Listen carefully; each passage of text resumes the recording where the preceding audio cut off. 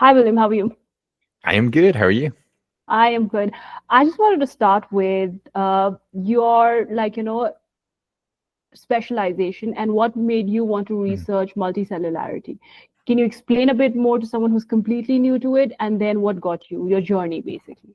Absolutely. So I'm a professor of evolutionary biology at Georgia Tech, and I've always sort of been like a biology nerd, for lack of a better term. As a kid, I was really into plants and animals, and did a lot of gardening, and sort of gravitated towards studying organisms professionally because there's so much going on once you really start seeing the myriad of interactions in nature.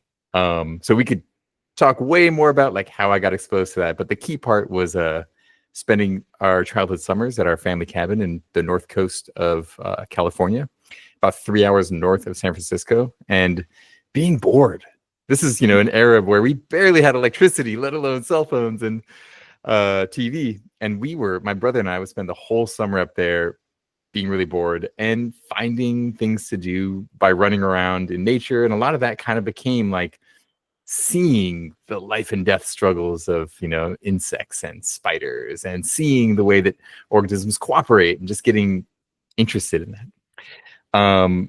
So multicellularity is a kind of organization of organisms that you're really familiar with. It's the kind of organisms that you think of when you think of organisms: plants, animals, mushrooms, seaweeds. Um, but these multicellular organisms have evolved from single-celled ancestors. This is what we call a major transition in evolution, where formerly free-living cells, which were actually organisms in their own right, Hmm. uh, having behavior and evolving through natural selection, formed groups. Those groups then became the new sort of level of biological organization that participates in Darwinian evolution and gains adaptations through natural selection.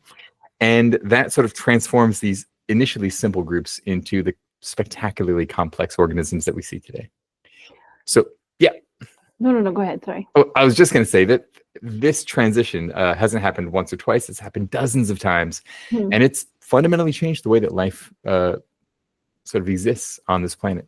If you removed all multicellular organisms from planet Earth, you would have sort of a wetter, greener version of Mars. You'd have Hmm. plenty of single cell life, and you'd have plenty of moisture, and things would be growing really well, but you wouldn't have these ecosystems that are characterized by a sort of dominant multicellular organism like trees and forests, or coral reefs that make reef ecosystems, which then sort of allow organisms themselves to become complex, and then start these ecological feedback loops that allow for all of the different things to live in that environment once you have multicellular organisms. So when you have big trees, you have small shade plants, you have herbivores that eat those, you have the predators that eat the herbivores, you have the pathogens, the viruses that live on all of those things, you have the parasites of the parasites, the pathogens of it's so complex. And that level of ecological complexity is a side effect of multicellularity.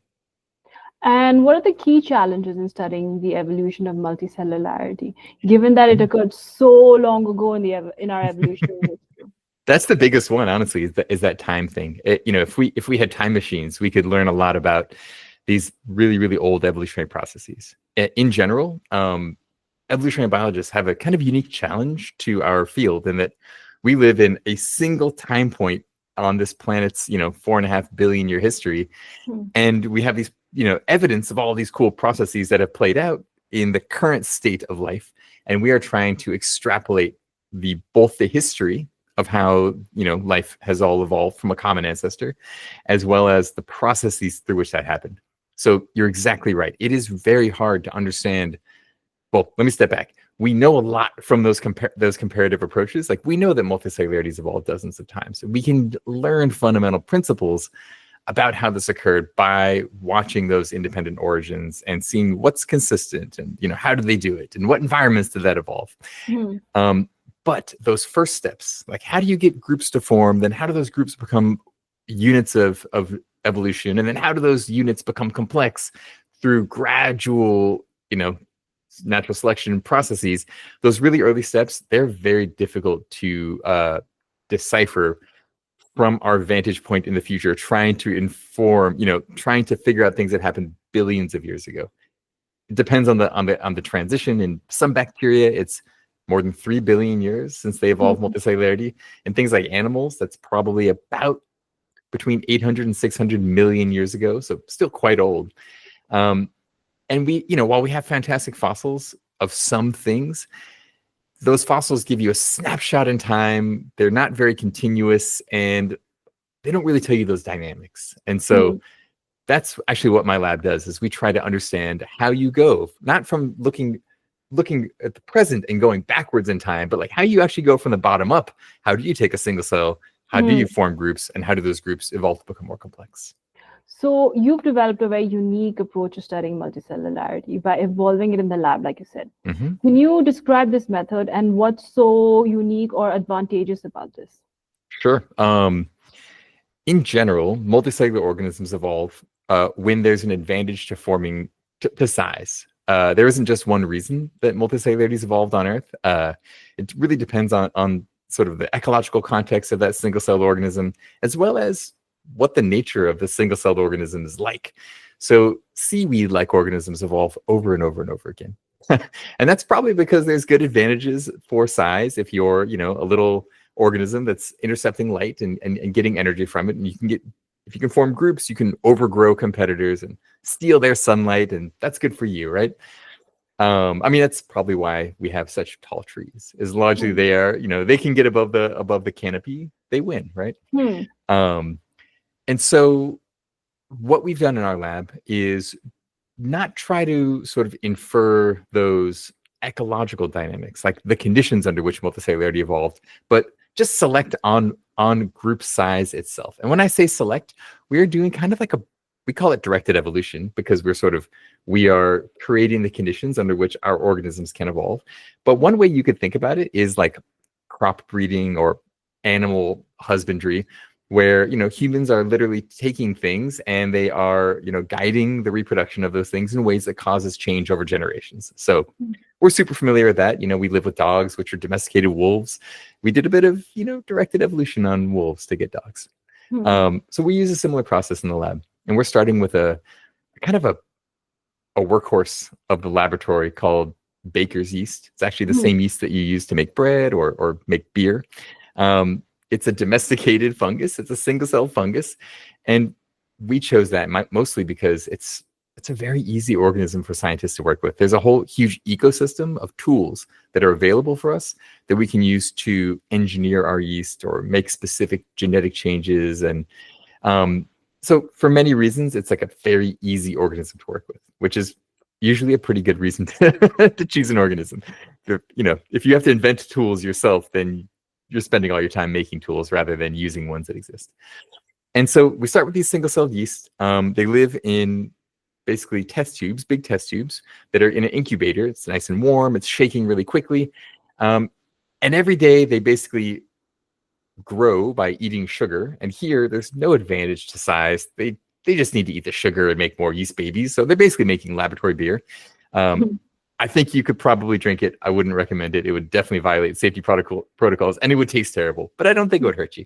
Hmm. Um, and then at the end of the day, we put them through a step where we provide an advantage to large size. And we actually went through several different approaches when we were designing these experiments initially. And the one we settled upon, that's a pun, you'll see why in a second. Here's a water bottle. Hmm. If you have yeast in here and you shake it up and then you let it sit on the bench, bigger groups sink faster through the media than small groups, for the same Hmm. reason that if you throw rocks in a lake, they sink faster than finely particleized, dust of rocks. Hmm. It's just a surface area to volume scaling thing. The bigger you are, the less drag you have relative to the Hmm. strength of gravity pulling on you. So it's a simple way to screen a billion cells in every tube, in which big groups now get to the bottom of the test tube first. They then go on to the next generation. Everything else is basically killed, and you rinse and repeat that every single day. So it's a super simple experiment, but it's one in which what we're doing is we're actually kind of putting general evolutionary pressures on our system that are in many ways similar to the kinds that happen in nature. There's an advantage to grow fast. There's an advantage to make big bodies. Initially, they're terrible at making big bodies. Like they figure out how to form groups, but they're very fragile. They don't have an evolutionary history of making strong bodies. So there's an incentive here for them Hmm. to figure out their own ways to build a tougher body. Then when they get big, they start to, actually have problems where resources can't get into the group because there's diffusion problems.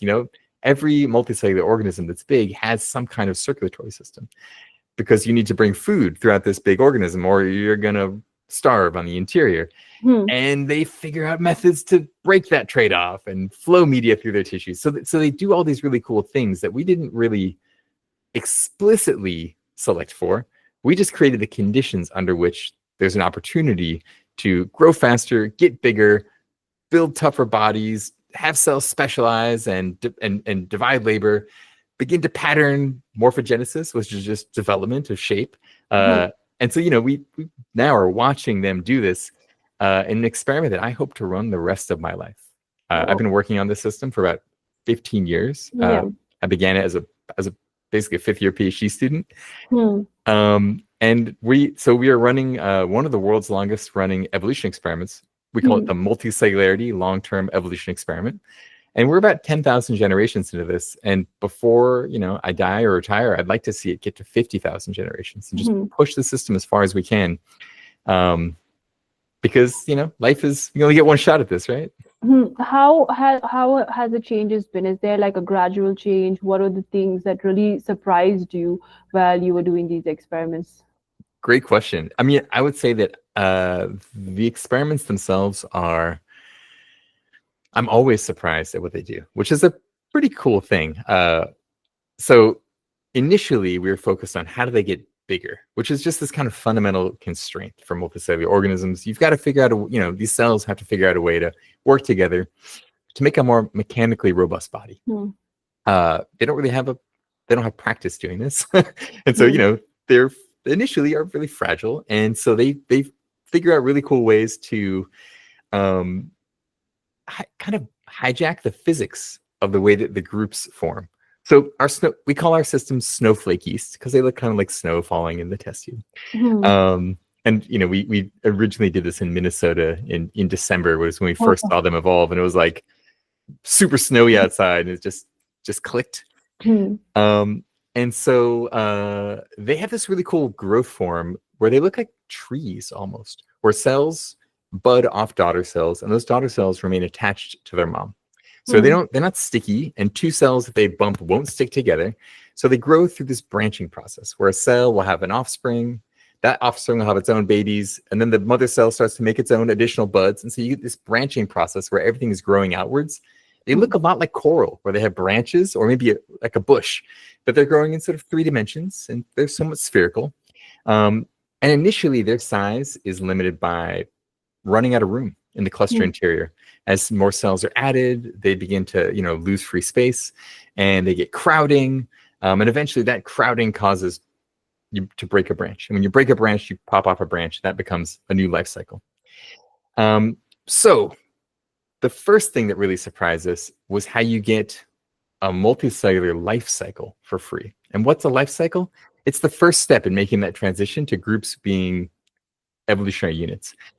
In order for something to be capable of Darwinian evolution, it needs to be able to reproduce, grow and reproduce, which is true for pretty much every organism you're familiar with. But now we're talking about groups, growing and making new groups. And then Hmm. there has to be a mechanism through which you can have changes in the traits of those groups that can be passed on to offspring. So Hmm. heritable multicellular traits. Hmm.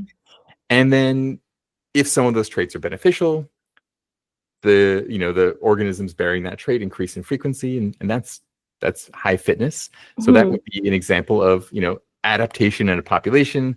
The population is going to get more fit over time as essentially organisms with traits that are less adaptive are replaced by those that are more adaptive, and you can kind of get this steamrolling and going in an open-ended manner, which is how you sort of layer adaptation after adaptation to get complex life.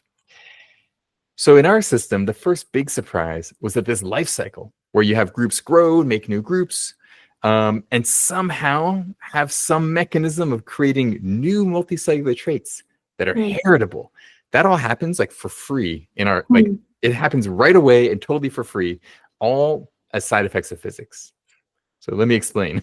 Yes. uh, they grow in 3 dimensions, and then they run out of room and they start breaking branches. Hmm. So they get the growth and reproduction thing for free. There's one mutation causes daughter cells not to separate from other cells, and Hmm. now you have a multicellular life cycle where if I put one group into a test tube, come back one day later, there's a million of them, and they all look Hmm. just like the mom. Hmm. Pretty cool. And then you need some mechanism for there to be new multicellular traits arising, which are adaptive. So it turns out that mutations are, happening randomly. So you'll have DNA that gets a mutation, it changes the base, and that can change the behavior of single cells.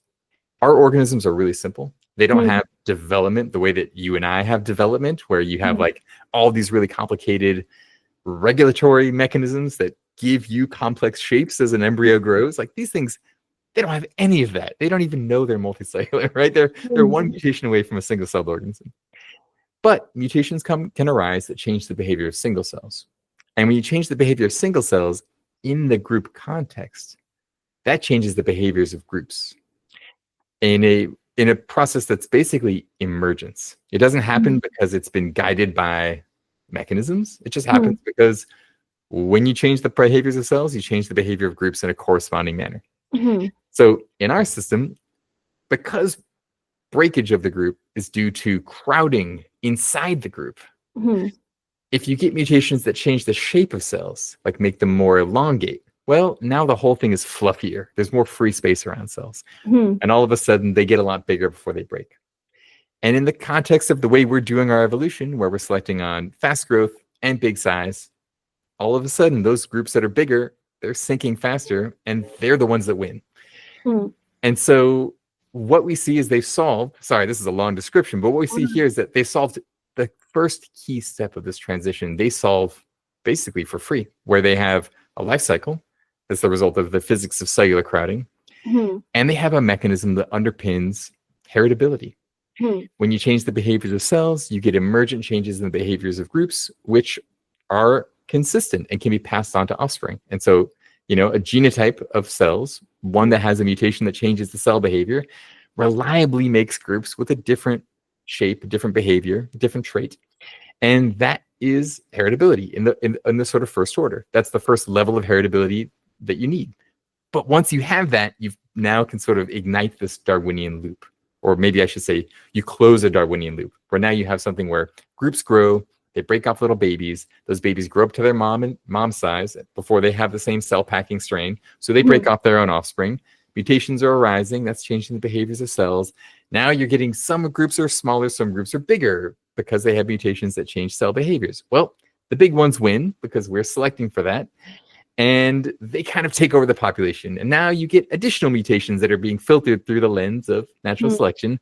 And over time, over the first 600 rounds of our experiment, you go from things that are about, well, too small to see with the naked eye. They're microscopically small, about 100 cells. They go to become the size of fruit flies with 500,000 cells. Hmm. And a mechanics perspective, they are as strong and tough as wood.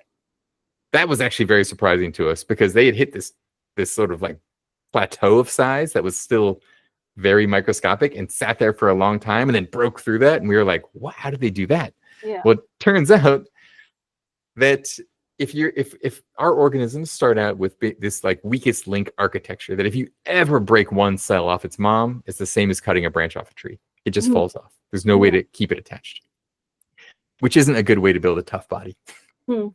So they overcome that if their cells get long enough so that Hmm. there's sort of like, quite a bit of free space around cells and they can grow for a while before they crowd. And they actually make the connections between cells about 2.5 times bigger than the ancestor Hmm. and much tougher. So they're increasing the strength of connections between cells. Hmm. Now the groups of cells actually stay together long enough that as these branches are growing, they can wrap around one another.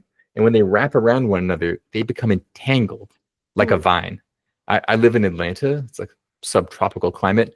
We have a lot of vines. We have like ivy and kudzu, Hmm. wisteria. They're everywhere. I'm often trying to like pull them off of a fence or like a garden shed, and it's almost impossible because vines, when they wrap around another branch, any string that you tug on one vine, and it percolates that strength throughout the entire entangled cluster. And so now to rip one vine, you don't just break one bond, like one branch, you have to break thousands, because the whole thing is now one kind of connected material. So the same exact physics happens in our yeast, that if they stay together long enough without breaking first, you have a phase transition and the whole thing becomes entangled. So you go from small and weak to big and tough, like almost instantaneously, because they've stayed together long enough that the cells can wrap around one another and entangle, and now they have this vine-like behavior. And what else have you seen? Like, have their lifespans increased? What else is like, what are their evolutionary adaptations? Yeah.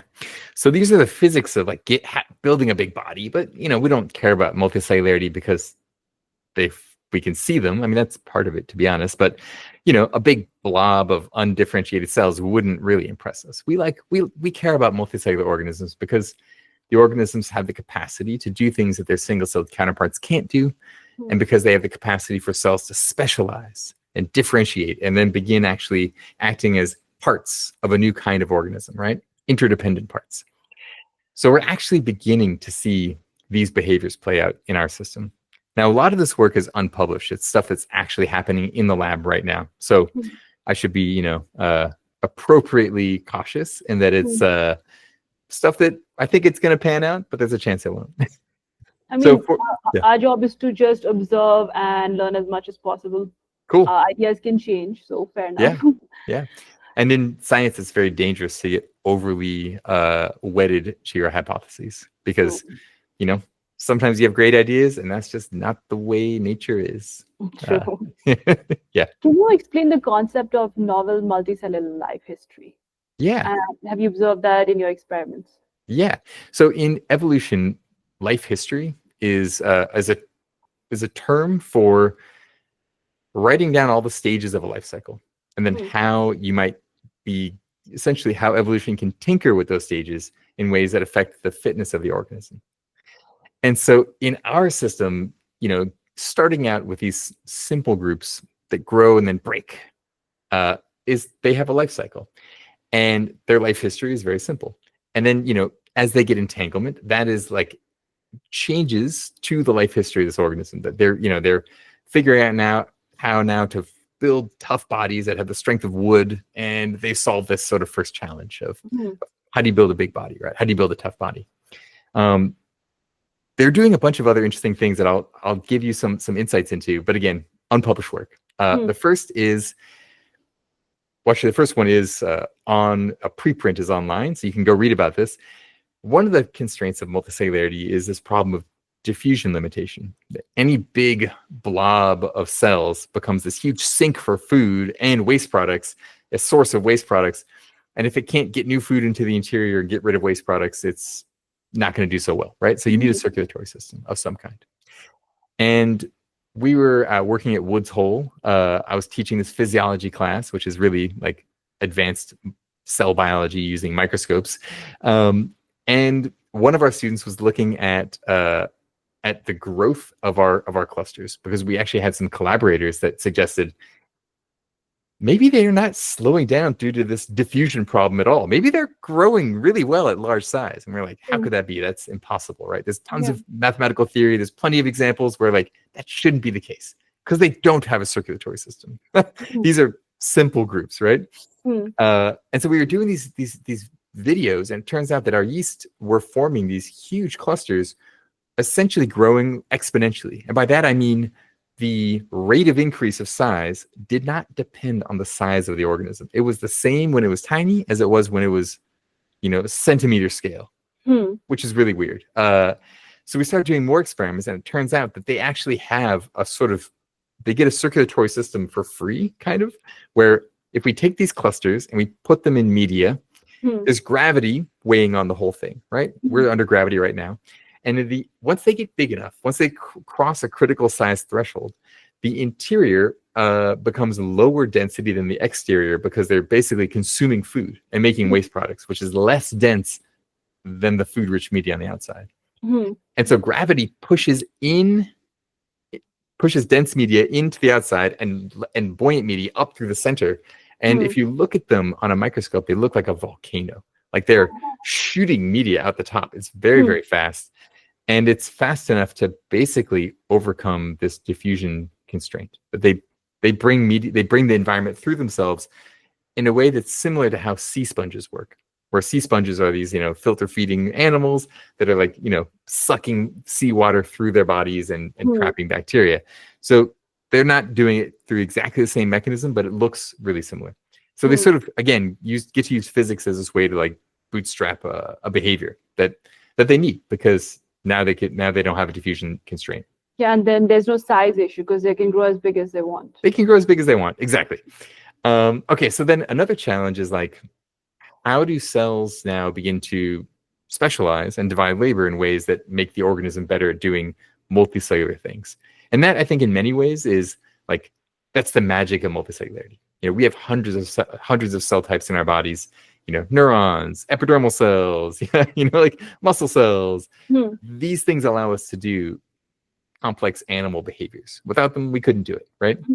And so we start with just really one cell type. It's a yeast behavior. Yeast are eating sugar and dividing. Basically what they do. Consuming energy and sustaining, basically. Yeah, exactly. They're eating sugar, they're pooping out ethanol, and they're making more yeast. And all the things that go inside a yeast cell. And so when we look at the gene expression of individual cells, it's a pretty like cutting edge technique often used in developmental biology to see how cell types are manifest. We can do this over generations in our experiment. And so initially there's really just one cell type. It's yeast behavior, right? But then after 1,000 generations, we get this second distinct modality arising, where we have cells that are turning on more cell wall biogenesis. So they're making more cell wall, or they're overexpressing cell wall genes, which when we look at them under a microscope, we see that some cells, in fact, have a lot more cell wall than others. And those are the cells that actually have lots of branches connected to them. And so it looks like this might be the beginnings of sort of like a self-strengthening cell type, where you would make, critical cells that are the ones that are under all the most physical strain become tougher, and that gives you bigger groups. And then after about 4,000 generations, we get a third cell type arising, and this one's a little bit more hard to explain from a single cell perspective. We have about a quarter of the cells in our groups that are committing suicide. They're undergoing something called programmed cell death, which is a common thing in multicellular organisms. We have tons of cells doing it all the time. It's an important part of homeostasis. It's an important part of development. Without it, we wouldn't have separated fingers, right?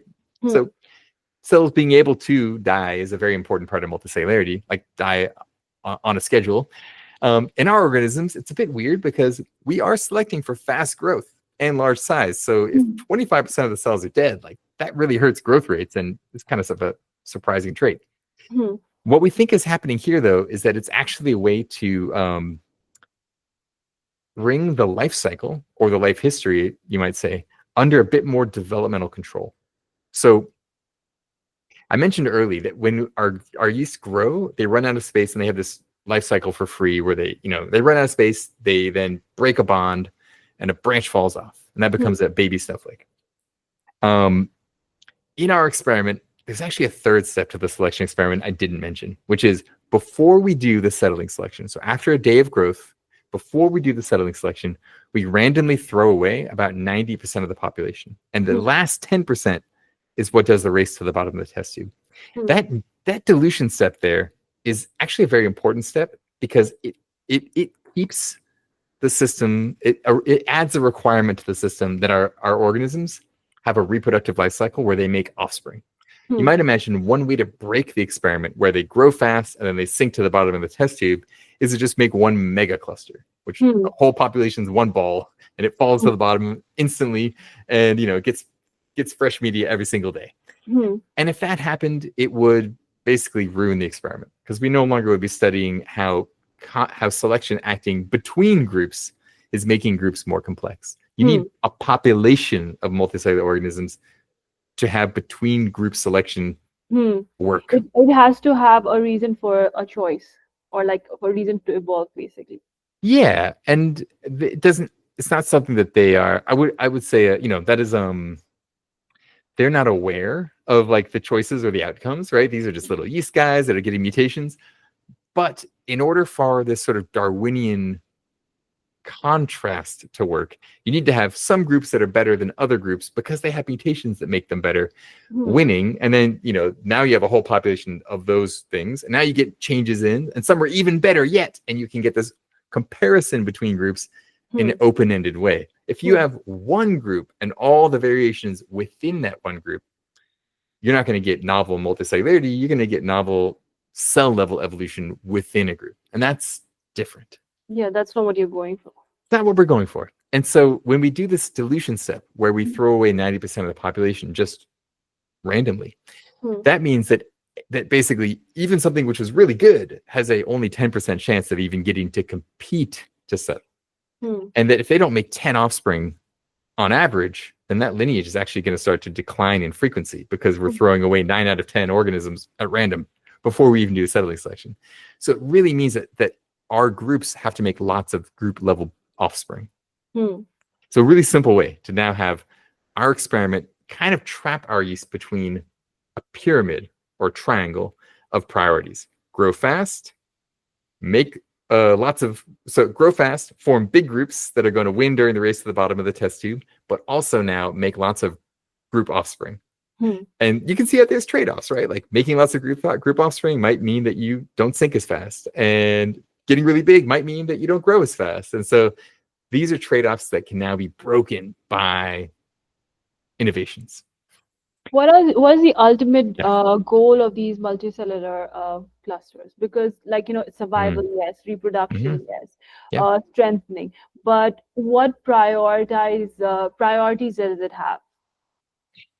It's so, in a sense, it's hard to know exactly how to answer that question. But Hmm. because what I can say is we've created an environment where what determines fitness, which would be how a lineage changes in frequency in a population over time, is their ability to do these three things well. And these three things are all kind of trading off, right?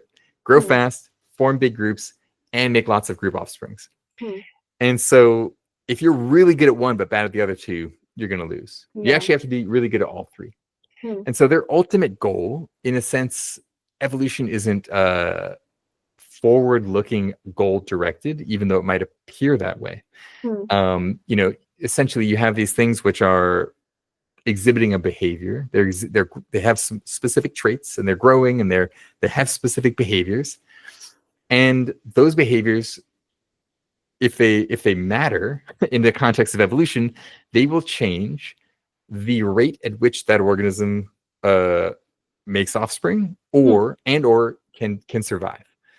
If you think about, just to step back a little bit, like evolution is a really interesting process in that everything can be boiled down to births and deaths. Hmm. If you have a population of organisms, the fitness of a lineage is how that lineage's genes are changing in frequency over generations. If they're Hmm. going up, it's high fitness. If they're staying flat, it's neutral. If they're going down, it's low fitness. Hmm. And there's only two ways to change the frequency of genes from that lineage. You can either add more offspring from reproduction, and you can remove them from death. And so all of biology, actually, in a very astounding way, in that it's so much complexity from very simple rules, boils down to how the behaviors of these organisms affects these birth and death processes. So in one sense, you might say sort of the goal of an organism is to maximize births and minimize deaths. Hmm. How do you do that? Well, that's very complicated, and that's why biology, that's why organisms themselves are complicated. You've observed a juvenile phase in these multicellular yeasts. What does this mean? And Yeah. why is it important? Yes, that's a good question. So to a certain extent, well, okay, so in our system, a juvenile would be one that's a branch that's broken off, that's small, that Hmm. hasn't yet reached that mature size where strain is accumulated and it's making its own babies.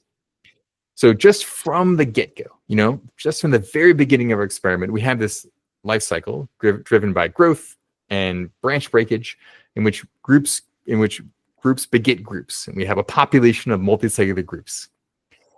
And they do have this interesting juvenile phase, where when a branch is broken off, there's quite a long delay before it can make its own offspring. Why is that important? I actually think I feel like I need to think more about to the extent Mhm. that that's important. On the one hand, Mhm. because multicellular organisms have to invest like resources in reproduction, there needs to be a growth phase before organisms sort of become capable of making copies of themselves. Mhm. Um, even for us, where actually, there's a huge resource investment in making offspring, obviously, right? Like birthing Mhm. a child is the most heroic thing a human being can do. It's really hard. And you couldn't do that when you were yourself a child, because you need to have the resources and energy and capacity to, And make a living. development, so to Yeah. speak. You need development. Yeah. So you need to sort of, and this actually goes back to these ideas of life history evolution too, that like there are reasons why like you might delay reproduction. For example, in humans, as you Hmm. evolve larger brain size, you also have longer maturation periods of offspring. And then Um, gestation periods are different for like, more complex life. yep, yep. So to a certain extent, I guess what I'm saying is that a juvenile phase is probably a requirement of any multicellular life cycle, just because you have to have this growth before you have the resources to be able to make more offspring. Hmm. Otherwise, like, where's the resources coming from, right? And plus it's also like a guaranteed for like, or like a drawback to be able to make sure, because if it is to continue this life form and it dies because it was not fully mature, so it's counterintuitive to like continuing, so to speak. Yeah, I'm not exactly sure what you're saying. Sorry. No, what I'm trying to say is that, like, if there was no reason for reaching maturity to be able to, like, replicate or like grow, Mhm. then it would just do it and then it would die early because it's not strong enough. It hasn't reached maturity, if that makes Exactly, exactly. That's that life history phase element of this, which is that even if an organism was capable of of minimizing that juvenile phase, that might not be actually very good in terms of the fitness of that lineage. There's sense. good reasons that you could invest in a period of growth before reproduction, because then you have the capacity to do a better job with that reproduction. Is that the same as determinate growth, which we meant? Similar, determinate growth means that an organism grows, and then when it reproduces, it puts everything into that reproduction and generally would die after that. Um, Is that similar to what octopi do when they, ooh, I think because so.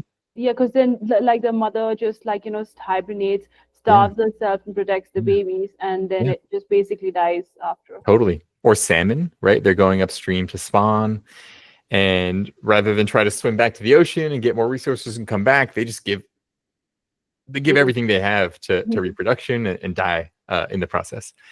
Many plants do this, and it's kind of the norm. An annual plant is just basically this grow, grow, grow. Okay, the growing season's about over. Great. I'm not going to survive winter. Put everything that I've got into reproduction, literally everything, and die, right? yeah. Um, so Yeah, sad though, but it is evolutionary required, right? Because or else the what's it called, the species wouldn't survive. maybe, I don't know if it's a strict requirement. I think it's another example of a life history of this is like life history evolution. So you could imagine that there would be, let's just imagine the counterfactual of a salmon that has what we would call iteroparous growth, or iteroparous reproduction, where instead of being determinate, it like does it year after year after year. Hmm. Well, the chance that it actually gets to swim all the way back to the bottom of that creek and survive in the ocean for another year and make it back, that might be really, really low, Hmm. just because of predators and all these, Hmm. things. And if that's the case, then if you can get an extra reproduction bonus just by like literally breaking down your muscles and putting it into eggs, Hmm.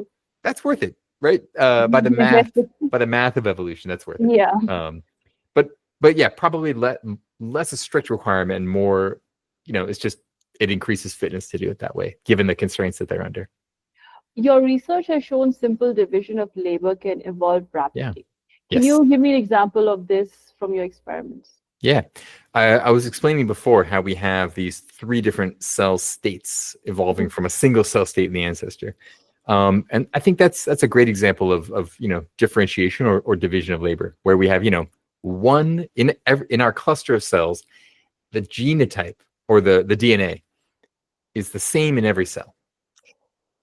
But the sort of major advantage of multicellularity is that cells can provide different functions. Given a common genome, they can provide different functions. Again, we have hundreds of cell types, but one genotype, right? And But don't we have two sets of genes within each cell? we do. But it's not, the differentiation we see in our cells is not due to using different copies of those chromosomes Hmm. as much as essentially having developmental programs that can be sort of turned on where a subset of that genome is used Hmm. to guide the cell into specific behaviors. Um, so in our system, we start with one and we get three. Yeah. We get the normal yeast one, we get the cell strengthening one, and actually then we get the programmed cell death one, which I don't think I finished the explanation on that. But the reason we get programmed cell death, which in some ways is like these salmon that are, giving everything they got. These cells are giving everything they've got for the organism. And I mentioned this in the context of our selective environment is this triangle in which we have fast growth, large size, and making offspring, as have to make at least 10 offspring a day or you're going to be diluted away. Your lineage will be diluted away. Hmm. And so this programmed cell death is a way of actually giving them more reproduction. So when they involve branch entanglement, the clusters get so tough, or they become as strong and tough as wood, that Hmm. now they no longer have that life cycle where they break branches off due to physical packing. They've beaten that, right? They've traded off reproduction for strength. Yeah. And that's actually not super good for them. Because if they get really big and they grow fast, but they don't leave offspring, they are themselves an evolutionary dead end. Hmm. And so we think what's happening is that these cells are committing suicide, and that's severing branches. And any branches that are near the surface that are not themselves entangled are free to float off the cluster and be propagules. So we think it's actually a way of developmentally generating this new multicellular life cycle, given that they had one for free from physics, and now they need one not for free, actually quite costly, Yeah. from development. Hmm. How did the early multicellular strains in your experiment differ from the later ones in terms of cell composition? How did they change? Now, how are they different from your earlier studies and experiments to now Yeah. in terms of their composition? Yeah. Um, so uh, we can sequence their genomes, and we know all the mutations that are changing. And the number of mutations is not huge. Over 5,000 generations, we're looking at on the order of 80 to 100 mutations. Hmm. It depends on the lineage. Some of them are even lower than that. But the Hmm. ones that are doing the interesting things, they have 80 to 100 mutations. Hmm. However, they do kind of create, they do something else that's much more dramatic. Early in the experiment, they duplicate their entire genome. So rather than having 2 copies of every Hmm. chromosome, they have 4 copies of every chromosome. Hmm. This kind of whole genome duplication is actually quite common in evolutionary biology, like in the animals. At the base of the vertebrates, we went through 2 rounds of whole genome duplication. You see this happening in plants all the time, and often whole genome duplication is kind of leads to adaptive radiations and lineages that explore and do all sorts of really interesting things. So we know it's a very important long-term process happening in evolution. But it's one that in the laboratory we've had a hard time, as by we, I mean scientists, have had a hard time studying how they spontaneously occur and are stable.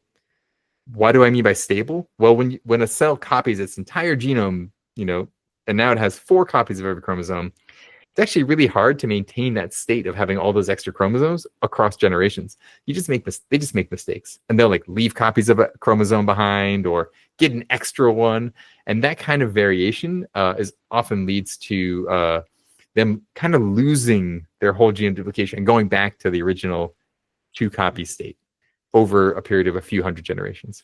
So we've not been Yes. able to replicate that in a lab setting, but it has happened like humans, like you said, were replicated. And that's where the interesting things happen, where we branch out. Yeah, I guess, yes. So whole genome duplication, very important in lots of lineages on, historically. But I guess where the knowledge gap is like, okay, how does it stick around long enough to actually get used for new things versus sort of like falling back to the original state? Because Hmm. there's been lots of lab experiments where we can make a cell have a whole genome duplication, but they're not stable. They just kind of like start to lose those copies of chromosomes pretty quickly and go back to the original state. And they don't keep the genome duplication intact. What does one do to initiate or like, catalyze genome duplication? Well, there's a number of tools that people have in different systems where you can engineer it. Hmm. In yeast, there's clever ways to do it with their mating, where Hmm. you can like cross cells and then prevent them from actually Separating. yeah, separating exactly. Hmm. And you can do it with cells that instead of being haploids, like normal gamete cells, so like sperm and egg have only one copy of their chromosomes. In yeast, you can basically trick diploid cells that have two copies of their chromosomes, into thinking they're gametes, and then you can fuse them together, and all of a sudden you have a whole genome duplication. Uh, No, but that's isn't not it what, yeah. almost, sorry to interrupt, but is Mhm. almost like tricking, but is there a natural method of doing this? Because it's almost like, Yeah. okay, you've got to trick Yes. the cell into thinking this, and that's why it seems unstable. Because unless you're not tricking it, Yeah. it realizes it and it just like, decouples, so to speak. So in our system, the fun thing is we actually didn't intend for this. We didn't do anything to make it happen. It Hmm. happened spontaneously, and it was very shocking to us.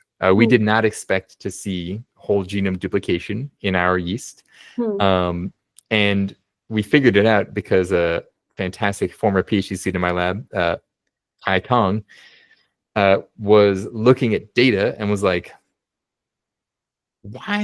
"Is the frequency of the new mutations that we have 25%?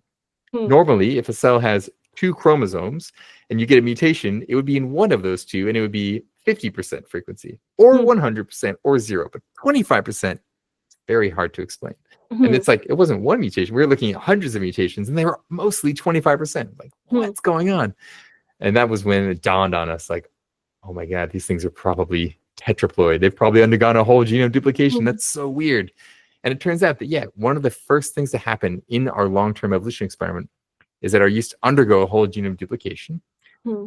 And this, in our system, makes actual sense for the multicellular yeast because these cells with the whole genome duplication make bigger, tougher groups. They have larger cells. When they double their genome size, they tend to double their cell size. Hmm. And they actually, the whole genome duplication makes their cells more elongate too. And so you have that benefit from lower packing.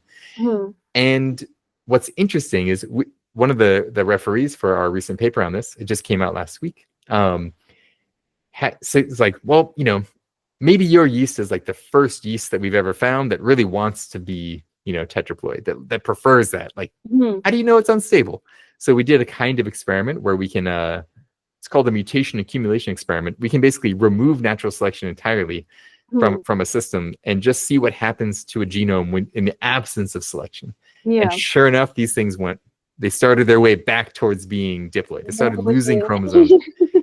And yeah, and they did that in like a month in the lab, but in the absence of selection. But when we allow them to evolve in the multicellular context, they keep this whole genome duplication stable for 5,000 generations and counting. We have no examples of it being lost in our experiments so Oh, far. wow. Yeah, and in fact, I would be shocked if it wasn't stable for 50,000 generations. I think it's Hmm. basically stable indefinitely, uh, which is really cool and really It's a exciting big because breakthrough, yeah. it's a big breakthrough. It was on the cover of Nature magazine last week, so Okay, pretty nice. cool. Yeah. Yeah, we're certainly getting recognition by our peers. Hmm. Um, but yeah, once you have that whole genome duplication and it persists and it's stable, that actually lets us study all these awesome things about the dynamics of how whole genome duplication like changes the way that evolution proceeds, that have long been hypothesized from, again, looking backwards in time, but we haven't had a system to be able to explore that in real time before. So it's a cool parallel line of inquiry that, Hmm. I developed the system along with those in my lab to study Yeah. multicellularity, and hey, now we're doing whole genome duplication too. Yeah. I mean, it's exciting times and it has loads of other implications. Uh, what excites you most about it? Like, I know you want to see how it grows and evolves. You mean about snowflake yeast in general or No, whole no, genome duplication? whole genome duplication. Yeah. I think the thing I'm most excited about is seeing how, one of the classic motifs with whole genome duplication is that when you have extra copies of genes, that actually allows you to begin evolving, putting them to different uses. So you know how Hmm. cells divide labor, genes do it too. When you Hmm. copy a gene, one of them can do the old function, and one of them now is like free to get mutations and change it and actually evolve new purposes, right? Hmm. And so I am really excited to see if we see this kind of like novel gene function evolving, because now we have extra copies of it sitting around that are free from, the sort of like ruthless, strong selection that organisms are normally under. Um, and honestly, if we see that, it'd be a huge deal. Um, Hmm. and you're not going to see it without a really long-term commitment. Like we basically Hmm. have to, honestly, I kind of have to commit my life to doing these experiments. We have to, Like you said, like, yeah. you're going to continue doing this till you die. Yeah, exactly. And to be completely fair, Hmm. I'm not the one doing the transfers, like actually running the experiment. That's done by a research scientist in my lab, Ozan Bozdog, who is just Hmm. outstanding scientist. Right. Without him, we wouldn't be doing the multi. He figured out how to make it work, and he comes in 7 days a week to do Oh, the wow. experiment because it doesn't take holidays. It doesn't, we have to go in Okay. every single day at the exact same time and Hmm. do the selection. If you even vary it by an hour or two, you can throw everything off. And so he is he is like this awesome scientist, but also kind of like a science monk. Like you have to Hmm. You tend have the to be yeast at exactly committed. this. Yeah. Yeah, you have to be very committed. Yeah. Yeah. Your work suggests that key aspects of multicellular complexity can readily evolve from unicellular eukaryotes. Mhm. What implication does that have to understanding of evolution? Yeah. So I think one of the things I'm most excited about for our field as a whole in the next um, several decades is really understanding what the special sauce of the single cell toolkit is for multicellularity. Hmm. We know multicellularity has evolved in dozens of different lineages, and to some extent, but okay. For example, in animals, multicellularity that's a really important transition. Animals have changed planet Earth in many ways.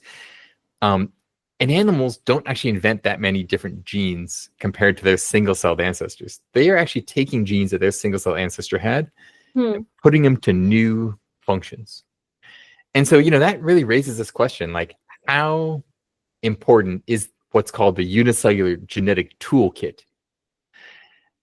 Is this a universal feature of all eukaryotes that Hmm. basically cells that are kind of complex, that have, a nucleus and can have that basal level of organization? Like, is the sort of basic generic eukaryote capable of undergoing open-ended multicellular innovation in the way that our snowflake yeast are, and Hmm. maybe the way that animals and plants are? In which case, making really complicated organisms like animals and plants is more about ecological opportunity. There needs to Hmm. be a niche open for that, and they need to have, 500,000,000 years or more to expand into it and have an arms race that makes them complex. I think you can make a really good argument for that being true. That like the special sauce is ecology, not genetics. Hmm. But other people have said the opposite. They said, well, the origin of animals was a black swan event, and without the toolkit that lineage had from its ancestor, you'd never have animals. And so I'm super excited to work more and actually use some of these tools of synthetic biology that are available to us to rigorously test hypotheses about these, toolkits, and like what is actually needed in order for groups to form, for groups to become units of selection, and then for groups to evolve to become more complex. Which side do you lean on, though? I The lean ecology on or like black swan? I lean on ecology, to be honest. Um, Why so? What's your, like, rationale? well, so I don't really think that animals are that special in a genetics context. They are very special as organisms. Nothing comes close to animals in terms of like the level of multicellular integration and complexity they have. Hmm. But there's a big clade of things in which animals are just one little sprout, right? By Hmm. clade, I'm using evolution jargon, there's a big family tree in which animals are one little piece of it, and there's all of these single-celled organisms and simple multicellular organisms living in the oceans, living in ponds, living in your soil, that come from that same family. And even, and those things, like, I don't really see, like, what I think you need are mechanisms of coordinating cellular adhesion, mechanisms of coordinating cellular communication, mechanisms of underpinning cell specialization, and all of those things exist in single-celled organisms, like, richly. Many single-cell organisms actually have, like, lots of communication. They can differentiate between different states readily. A lot of these things will have a state where they have a flagella, so they look kind of like a sperm swimming around.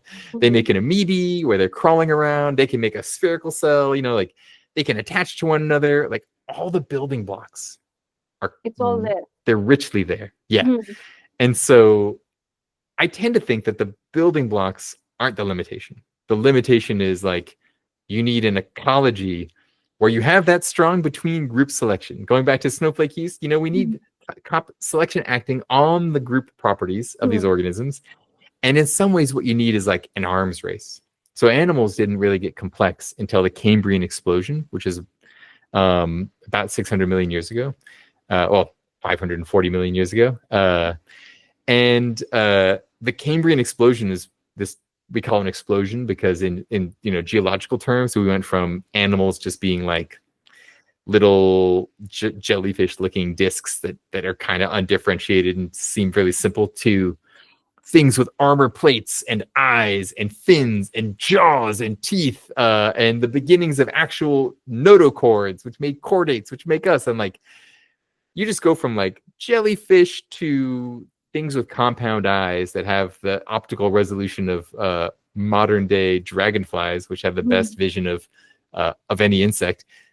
You go from jellyfish to that in a few tens of millions of years. Like, that's shockingly fast. And the generally accepted explanation, to the extent that there is a generally accepted explanation, is that this is the result of a predator-prey arms race dynamics.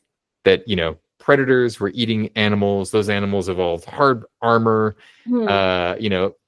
Great. Well, predators evolved stronger jaws, powered locomotion, eyes, brains to interpret that information, right? And that, you basically, these arms race dynamics can get you really complex things. And it's true for plants too. Like, plants. Sorry, continue. Oh yeah, simple plants exist today that are very reminiscent of the earliest land plants. They don't have a vascular system. They can't move water off the ground. Yeah. They live in creeks and stuff currently, like along the banks of creeks. But growing tall is an arms race. You've got to make, a way to present yourself from drying out. Now you have to have a way of moving water from the ground, moving resources from your shoots down to roots, right? And so that arms race to, beat out the others and can drive, like, spectacular complexity. So again, plants are like the lineage of green algae that managed to make it from oceans, where green algae as a group have evolved multicellularity 25 times independently. Only one of them is plants, and that's the one that basically went through the land arms race. And so again, I think that's actually a good example of ecology, because all of those green algae more or less have the same toolkit in terms of genetic building blocks. But it's the arms race of taking over the air that really drove complexity within plants. Can you explain the concept of ratcheting in the context of multicellular evolution? Yes, great question. So there's this interesting phenomenon where once you evolve multicellularity, many of those lineages kind of get stuck and they can't go back to being single-celled, which is in some sense kind of spectacular. There's a lot of animal cells on planet Earth right now. There's a lot of plant cells on planet Earth. Just think about that sheer amount of animal and plant cell numbers, right? You have 39 trillion cells in your body, and there's 8 billion humans out there, and who knows how many other animals, right? We're talking a very, very large number of cells. And animals have been the sort of dominant clade in many ways on planet Earth for 500, 600 million years, a very, very, very long time. And yet, there are no known lineages of single-celled organisms that went from animals back to being free-living single-celled organisms. Hmm. There's actually a few parasites that are single-celled parasites that descend from jellyfish, which is pretty freaking cool. But they have to exist within an animal. They still need that environment. Like there's nothing that's gone back to like competing, kind of like the single-celled ancestor of animals would have lived in the oceans, filter Hmm. feeding on bacteria or something. And plants are the same. We have no known lineages of algae that descend from plants. And so this is like a ratchet in Hmm. the sense that, once you click up that level of complexity, you get kind of stuck. Now, it's Hmm. not uniform. Some lineages do go back to being single-celled. Fungi do this all the time. And we have some ideas about why that might be the case. Honestly, more people need to work on this stuff. My lab's been kicking around a review paper that we never wrote for like 7 years on this topic. It'd be great if someone else wrote it for us. And so that's not, yeah, anyway, so this is a consequence of multicellularity is the lineages that actually are the most complex are the ones that ratchet quite firmly. And you see that also with other transitions in individuality, meaning like the origin of eukaryotic cells, these complex cells with nuclei and mitochondria and stuff. They're the result of a symbiosis of two free-living bacteria-like organisms, where like your mitochondria, the powerhouse of your cells, it's, you have billions of them in your body. Every cell, almost every cell has them. They have their own genome because they used to be a free-living bacterium, but they are also ratcheted into being a eukaryote. Like they've given up most of their genome and they can't grow on their own anymore. And so, to my knowledge, there are no free-living descendants of mitochondria either, right? They are ratcheted into this new kind of organism. And you see similar things with like some lines of bees and ants too. What's your theory on the fungi? The one that, the paper that no one's been writing. So yeah, okay. Two things. First being there's less differentiation and cell specialization compared to plants and animals. And the second are that I think fungi have an ecology that actually works really well for single-celled organisms and multis alike, which is excrete enzymes into the world around you, break them down, suck up the food that's resulted from it. And, that doesn't, so if you're a multicellular fungus, that's great. Now you can transport resources over long distances. You could do nutritional arbitrage. Maybe there's too much carbon over there, too much nitrogen over there. No problem. We'll trade. Our cells will trade. Everyone gets enough. If you're a single cell, you're just stuck with what you got around you, right? And that you can't grow as well. So that's actually a benefit to multicellularity for fungi is being able to optimize nutrients from a patchy environment. What single cells can be, like, they're not dead. They're just not as good, right? Like you take a single cell version of a mushroom forming fungus, yeah, it could still probably excrete some wood digesting enzymes. It can still probably eat a little bit, enough to grow, and then maybe it can evolve to have slightly different niche. Maybe like a baker's yeast, which is like the simplest possible metabolism for a fungus. They live in sugar, a very easy to digest molecule. They suck up sugar and they eat it faster than anyone else. And that's how they live. They are the sugar specialists of the world. Actually, they suck up sugar. They make alcohol a poison. They kill competitors with alcohol, and then they burn that alcohol and eat the alcohol with aerobic metabolism. But plants and animals, like, it's hard for me to imagine what the life history or the life cycle of a single cell skin derivative cell is.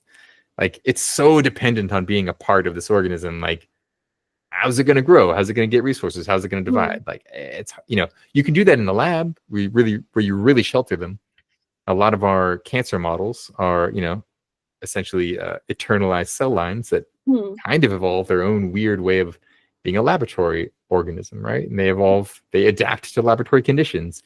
So in principle, there isn't this hard barrier that you can never go back. It's just that there's kind of like this, there's an ecological, it's a crowded world out there, and, a immortalized cell line is not going to cut it. It would need to be babied forever, right? What are the advantages of adapting to, limiting reversion? That's a fantastic question. I don't know that anybody knows the answer to that. One answer is that that's a frontier question. Like, our field needs to work on that question. It's a great question. One answer is that it's not adaptive and it's a side effect. That it's a side effect of essentially differentiation and specialization. That once you build bodies that are so special, once you build bodies that contain such specialized cells that they just lose the ability to going back to their old way of life. Hmm. And that it's not adaptive at all. It's just it's an inadvertent side effect of complexity. Or is it something like, how cell death to, keep the collective going would be something like that? Like, if you were to go back, those abilities to go back to those pre-evolution states would almost like keeping those, but let's say data or info to be able to do that, or the ability to do so, would be less adaptive in terms of evolution. People have made arguments along those lines Hmm. that cancer is sort of a reversion to pre-multicellular behaviors in some ways, and Hmm. there's limited evidence for this. Hmm. There's definitely evidence that like the types mutations that you typically get in cancer that result in this unchecked proliferation Hmm. are mutations to genes that are older than multicellularity, which sort of makes sense. But it's just a theory. I mean, there's no way to like. Well, so I guess like I've always struggled with the interpretation of the data. I think the data is the data, and I don't dispute the data, but whether it's meaningful to say that they are reverting to a unicellular like behavior, or if mechanistically the mutations you get that result in unchecked growth are in just really conserved old pathways that pre-exist multicellularity, that like it's not so much that you're getting mutations in like exquisitely fine-tuned developmental programs which are Hmm. like built during multicellularity. You're getting mutations in like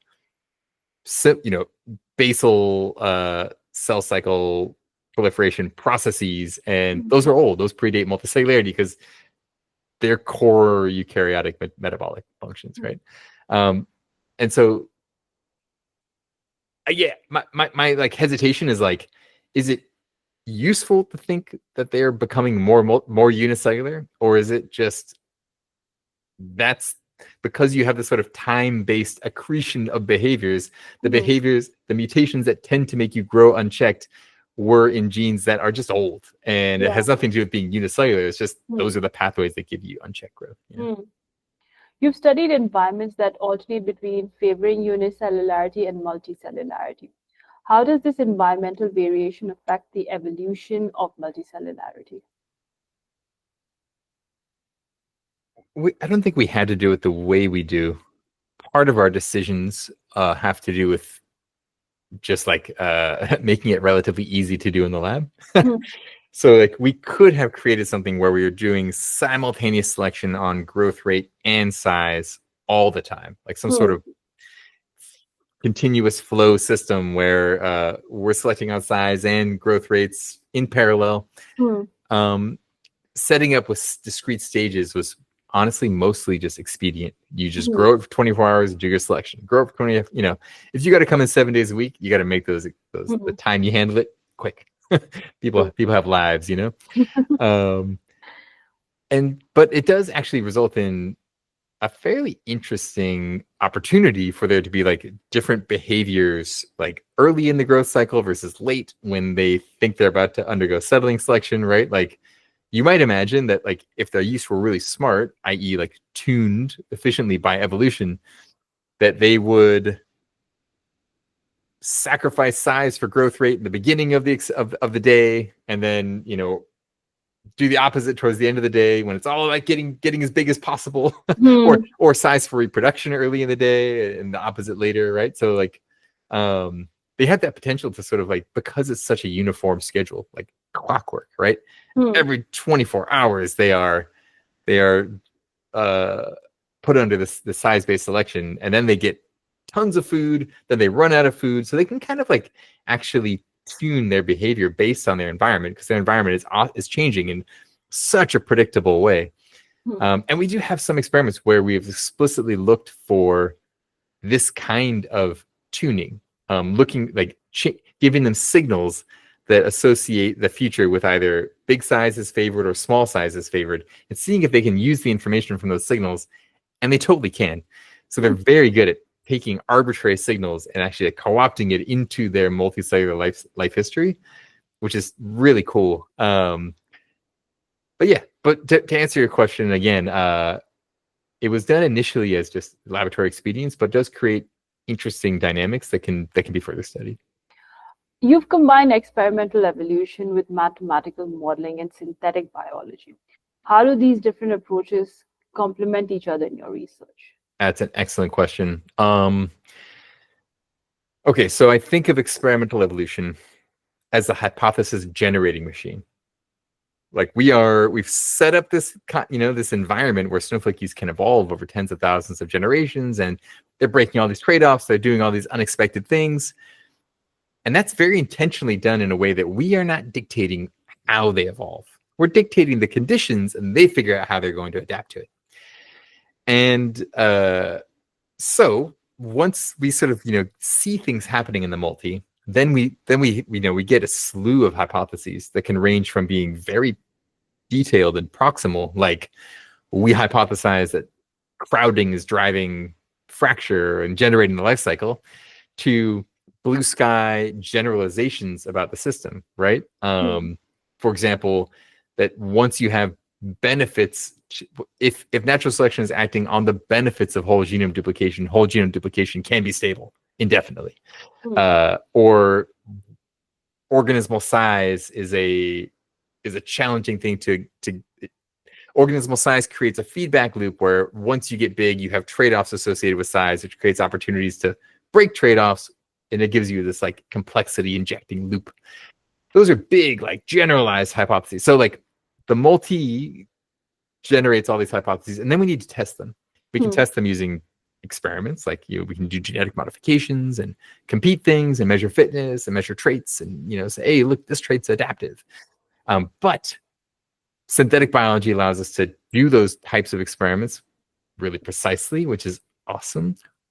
And mathematical modeling as well. So mathematical modeling I see as like, in some ways, like playing with the Lego version of real life. Like it's a simplified version of the real world, right? Like your mathematical models, if they're good in general, are not very complex. You want to identify where you think are the key movers, the first principles that are profoundly impacting your system. Then if you can make this elegant, simple mathematical model, which is like, maybe an Etch-a-Sketch version of reality, just, it's much less complex than the real world. And yet you still see that the things you think are important are still working in the ways you expected them to work. It's like another way of independently testing your hypothesis. Like, look, in this simplified version of real life, the same thing happens, right? So in our papers, we generally bring all three tools together, which is quite a powerful mixture of methods, right? We have evolution, you can test hypotheses with evolution. We do this all the time, where we'll think something's important, and we'll, for example, how does oxygen affect size? The evolution of size. Well, run a 140-day evolution experiment with a gradient of oxygen environments, right? So you can do that kind of thing too. But we like to bring these three tools together: the multi-generating data, generating hypotheses, mathematical modeling and synthetic biology, testing those hypotheses. And then we also use synthetic biology to do like blue sky ad science, crazy stuff. So, for example, a research scientist in my lab, Tony Bernetti, was like, I want to know if we can make yeast, which have spent, to our knowledge, 3.5 billion years as a lineage, never using sunlight for energy. I wonder if we can make them like plants, where they're actually getting biological energy from light. Wouldn't that be cool? It's like, yeah, dude, that's one of the most important steps in all of evolution. Tapping the sun for energy, right? And so he did it. He actually took this little light-driven proton pump, so it pumps a hydrogen ion from another fungus, which we don't know what it's doing. We put it into our yeast, and it localizes to basically an organelle, a component of the cell called a vacuole, where when you shine light on it, it pumps protons into the vacuole. And normally there's a little molecular motor called an ATPase, a V-type Hmm. ATPase, which Hmm. actually burns chemical energy, ATP, the currency of the cell. It Hmm. burns that to pump a proton into the vacuole. And now if you turn on light, those little solar panels do it for free. And the cell grows faster because it's not having No to burn way. energy to, yeah, so it's That, getting biological energy from the sun. that's super fascinating. So he's in the process now of trying to make yeast do this even better by turning mitochondria, Hmm. which are not light harvesting organelles at all, and to our knowledge, are not in any biological system, turn those into light harvesting organelles. And it's a much harder challenge, but he's got super creative ways to do this. And Hmm. there we're even, yeah. So that's one where he thinks he can build the building blocks of this in and Hmm. then use directed evolution to make them really good at capturing light. Nice. Yeah. How does your research on the spatial dynamics and microbial social interactions relate to your work on multicellularity? They're pretty different, except that they are united under, I think, the common umbrella of thinking about how social interactions between organisms drives their evolution. Hmm. So multicellularity is like social evolution in hyperspeed, right? Like these cells are like they're all about that social life, and they're highly interdependent, and they're extremely specialized. That's what makes it really cool.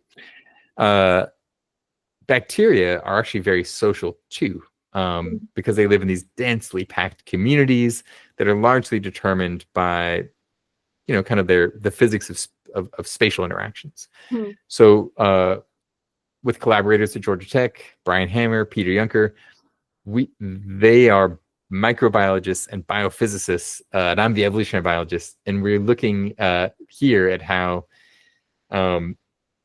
those basic constraints about how organisms interact in space changes their evolution. And we've mostly been focusing on actually like the opposite of multicellularity, like conflict, not cooperation. Hmm. We've been studying bacteria that stab each other with poison-tipped harpoons Hmm. and kill susceptible cells. If they don't have the antitoxin, the cell that's stabbed dies. Hmm. And so, exploring basically how this works in space, how spatial arrangements are really important for the evolution of these behaviors, and how it actually paradoxically, like this extreme bacterial xenophobia that you kill anyone that's not your clone mate, Hmm.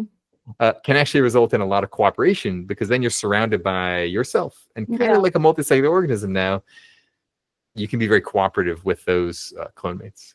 Hmm. Based on your research, what do you think are the most exciting unanswered questions about the evolution of multicellularity? Oh, it's such a big question. You can start anywhere. I think some of the most exciting questions have to do with this understanding in this dynamical approach how new kinds of organisms emerge from single-celled ancestors. And this isn't just my own research. I think our research plays an important role here, but I'm really excited about the field as a whole. So there's some fantastic, kind of like up and coming scientists like Omaya Dudin, Arnau Sedi-Pedros, Thibaut Brunet, bunch of folks actually that are working with unicellular, quasi-unicellular relatives of animals. These are not animals, but they're in family tree branches that are like Hmm. pretty close to animals. And they have a surprising amount of multicellularity. They are doing things that look like animal development, but they're not animals. And so they're really pushing back the boundaries on the deep roots of some of these like key developmental innovations. And like, I'm so excited for this stuff. Like, and being able to bring in really powerful microscopy techniques, bringing these organisms into culture, developing genetic systems for them, like Hmm. that's going to give us model systems that are super powerful. I am really excited for all the stuff coming out of the biophysics world. I think there's a number of biophysicists that are working on multicellularity, and I don't think you can understand the evolution of multicellularity without understanding the physics of how cell-cell interactions like affect how affect the way that things work. Like Hmm. you can't understand multicellularity without having the physical perspective.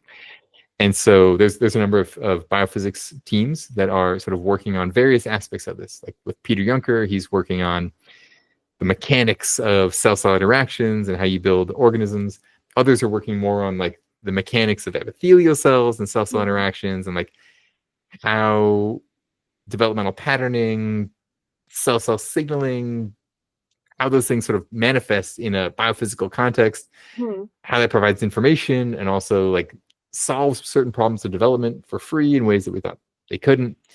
Stoked for that. I'm stoked for innovations in the synthetic biology world. Like I was saying before, like what's the minimal cell biological toolkit? How do we know, right? What kind of like cool hypotheses and things can we blue sky play around with by engineering new kinds of multicellularity? I am excited for what's happening in paleontology. It's a funny thing to say. We think of paleontology as being like a 19th century science. It is not. There are fantastic paleontologists like Susanna Porter out there who are Andy Knoll, a bunch of folks, Galen Halverson, who are finding these early eukaryotic fossils, like 1.6 to 1.0 billion year old fossils of single cells. You can see subcellular details. And it turns out these things are super multicellular. There's all this weird cryptic multicellularity that's over 1 billion years old. We don't really know what these organisms are. We don't know if they're at all how they're related to modern life. And I think the assumption that multicellularity is a recent phenomena, like in the last 1 billion years, it's really kicked off. That's a certain flavor of multicellularity. That's macroscopic multicellularity, but that's not multicellularity strictly speaking. And so like, I think we're going to learn a lot more about these foundational issues of like, when did multicellularity rise in eukaryotes? How? And then what happened around 1 billion years ago that it seemed to really explode in size and complexity? Yeah, I think that's all I got on the top of my head. That's a lot to chew on for anyone who's listening. Yeah. So where can people find your work, follow your research? Because I'm sure people would want to see how it's growing, because this is something that's a day-to-day. Totally. I think probably the best place is Blue Sky. I used to be on Twitter a lot, but our community has largely left Twitter. And we've pretty much reassembled on Blue Sky. So if you search my name on Blue Sky, you'll find me there. I'm pretty active, and I'm always happy to field questions or even just, chat with folks, say what's up. That's cool. Our website's not very active. It's a typical academics website. Like we post our papers. That's about it. So Blue Sky is probably the best place to get like updates. Whenever I publish a new paper, I do like a deep dive tutorial on it. So like 40. Have you seen those? Yeah, they're like there's a lot of work that you put into it for sure. It's a lot of work. I tend to do like 20 to 40 posts on each paper, which the cool thing about it is that like I have a non-specialist audience in mind. So I'm like walking through the paper and I'm explaining everything. That's been a lifesaver for me because I'm not an expert in this field. So yeah. That's awesome. I'm so happy to hear that, because that's the goal, right? The goal is like make it more accessible. And then it's also like on our website, we actually have links to the papers, but also the explainers of each paper, the Twitter or Blue Sky explainers of each paper. And so that way, if you do want the pair, if you want the paper and you want Will talking about the paper, you can actually find both. Nice. Yeah. And our website also has other media, like other interviews or like books that cover our work. So that's a decent place to see, like, journalists interacting with our work, or me explaining things in a way that's like a little bit less, scientific papers are still formal. They're still technical, right? They're not really intended for the general audience. They're intended to be. Most people won't be able to understand all the technical terms. So it's kind of broken down. It's easier. Something like our conversation. Yep, exactly. We're going to add this to the website for sure. Perfect. Thank you so much. Yeah, and at some point in the future, I would love to write like a popular book on the origin of complex life, from the origin of life all the way to human societies. I think that'd be really fun. It's a class I teach every 2 years at Georgia Tech. That's like, it's my baby. I love teaching this. And I don't think there's any book out there that really tries to accomplish this. And I think it'd be a very fun project to write it for a general audience. I hope you do it soon.